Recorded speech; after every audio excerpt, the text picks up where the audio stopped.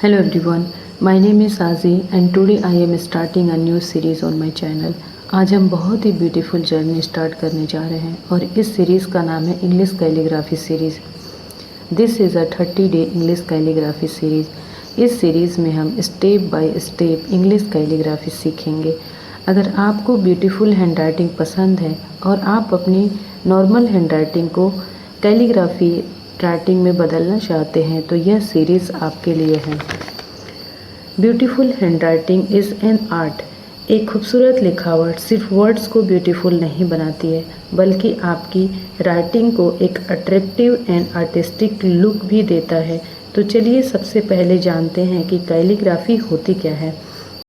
Calligraphy is the art of beautiful and artistic hand writing, यानी simple word में कहें तो एक सुंदर और आर्टिस्टिक तरीके से लिखने की कला को कैलीग्राफी कहते हैं। What do you need for calligraphy.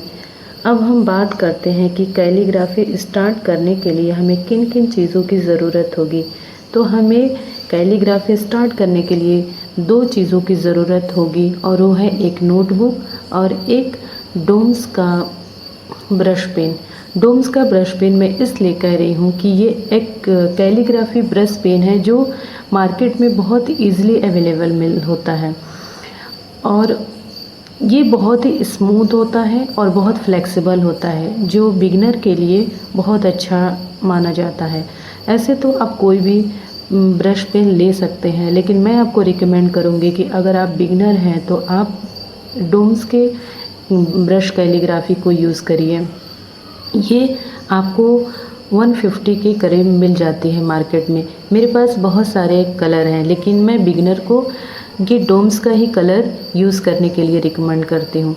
जब मैं भी कैलीग्राफी सीख रही थी तो मेरे भी टीचर ने मुझे यही रिकमेंड किया था और मुझे भी बाद में लगा कि ये बहुत ही अच्छा होता है अगर हम जब स्टार्टिंग कर रहे हैं, क्योंकि जब हम स्टार्टिंग करते हैं तो हमें स्ट्रोक बनाने में बहुत ज़्यादा प्रॉब्लम होता है और ये बहुत फ्लेक्सिबल होता है जिससे आसानी से हम कोई भी स्ट्रोक को बनाते हैं। तो इस सीरीज़ का आज हमारा है डे 1 और इस डे 1 में हम सबसे पहले सीखेंगे कि हैंड को कैसे मूव करते हैं, यानी वार्म अप। जिस तरह हम बॉडी का एक्सरसाइज करते हैं अपनी बॉडी को फ्री करने के लिए, उसी तरह हम हैंड का भी एक्सरसाइज करते हैं। Warm up and pain control. इसमें होता है कि वार्म अप हमारे हाथ को पूरी तरीक़े से फ्री कर देता है और हम बहुत ईज़िली जब हाथ को घुमा पाते हैं किसी भी शेप में तो ये हमको स्ट्रोक बनाने में बहुत आसानी करता है। अगर आपने कोई भी हैंड राइटिंग अगर आपने क्लासेस ज्वाइन की होंगी तो आप सबसे पहले हैंड का मूव अप करना सीखे होंगे, यानी अलग अलग शेप में अपने हाथ को घुमाते होंगे ताकि हमारे हैंड को फ्री किया जा सकता है और पेन को कंट्रोल करना इसमें हम सीख जाते हैं। तो वार्म अप में हम सबसे पहले अलग अलग शेप में बनाएंगे, जैसे आप सर्कल बना सकते हैं, जिगजॉग बना सकते हैं, slipping line, straight line, according to you आप किसी भी शेप को बना सकते हैं।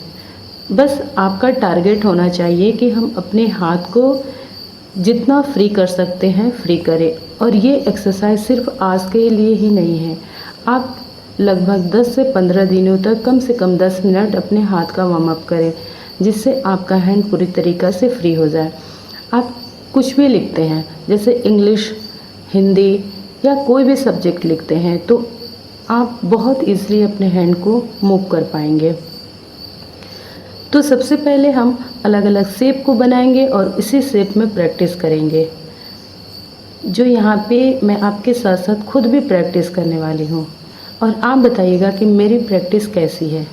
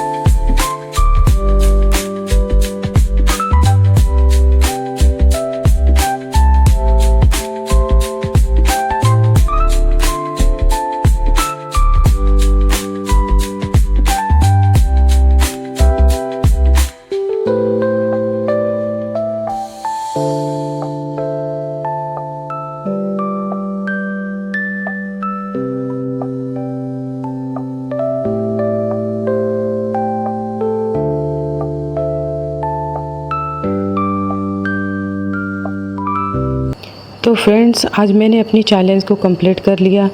अब बारी है आपकी। तो निकालिए अपनी नोटबुक और पेन और आज से शुरू करिए इस जर्नी को और इन्जॉय करिए। और मेरे साथ साथ प्रैक्टिस खुद भी करिए और दूसरे को भी आप शेयर करिए। और अगर आप प्रैक्टिस कर लेते हैं तो मुझे कमेंट्स करिए और मेरे चैनल को सब्सक्राइब करिए और लाइक करिए। Thank you so much.